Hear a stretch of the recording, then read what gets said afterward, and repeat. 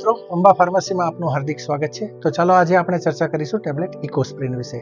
Tablet ઇકોસ્પ્રિન એક aspirin નામની દવાનું ઉત્પાદન છે, જે non steroidal anti inflammatory anti platelet ક્લાસની દવા છે, જે 75 મિલીગ્રામ, 150 મિલીગ્રામ અને 300 મિલીગ્રામના ડોઝમાં આ ઉપરાંત અન્ય દવાઓ સાથે સંયોજનમાં પણ ઉપલબ્ધ છે.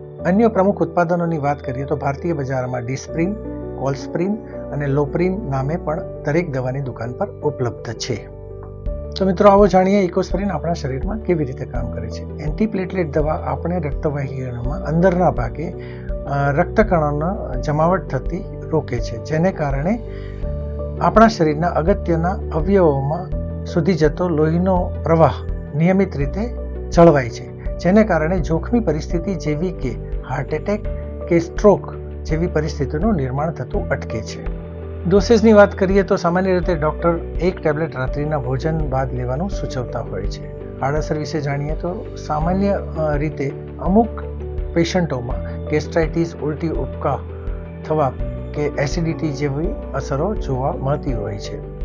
શું સાવચેતી રાખવી જોઈએ? એસ્પિરિન લેતા પેશન્ટને જો અગર તમને શરીરમાં કોઈ ઘાવ થયો હોય કે કોઈ તમે સર્જરીની પ્રક્રિયા કે દાંત ખેંચાવવાની પ્રક્રિયામાંથી પસાર થયા હોય કે પછી થવાના હોય તો તેની જાણ તમારા ડૉક્ટરને અચૂકપણે કરવી ખૂબ જ અગત્યની છે. તો મિત્રો, આ વિડીયો જોવા બદલ આપ સૌનો ખૂબ ખૂબ આભાર.